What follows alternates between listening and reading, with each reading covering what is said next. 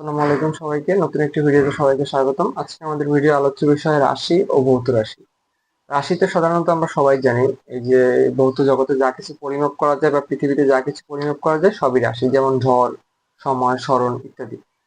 কিন্তু ভৌত রাশির সাথে সাধারণত আমরা পরিচিত না, যদিও টার্মটা সবাই কম বেশি শুনেছি। বাট ভৌত রাশি কি জিনিস যদি একটু বোঝানোর চেষ্টা করি আমাদের, হ্যাঁ।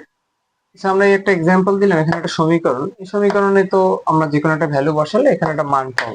মানটা আমাদের কনসার্ন না, আমাদের এখানে কনসার্ন কি, ভৌত রাশি কি জিনিসটা জানা।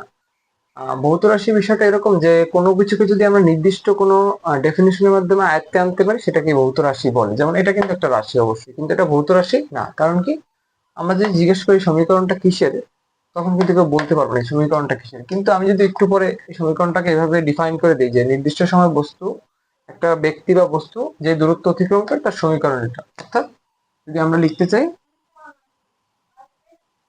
দূরত্বের সমীকরণই কি বলে এটা, তখন যদি আমরা একটা নির্দিষ্ট ভ্যালু বসাই, সাপোজ এখানে যদি আমি 2 বসাই, এখানে আসে 4, 6, এখানে অ্যান্সার আসে কত, 7। তো দূরত্ব কত, 7 মিটার। এই ক্ষেত্রে এটা হয়ে যাবে একটা ভৌত রাশি। অর্থাৎ কোনো রাশিকে যদি নির্দিষ্ট কোনো টার্ম দিয়ে আমরা ডিফাইন করতে পারি বা সংজ্ঞায়িত করতে পারি তখন সেটাকে ভৌত রাশি বলে। ধন্যবাদ।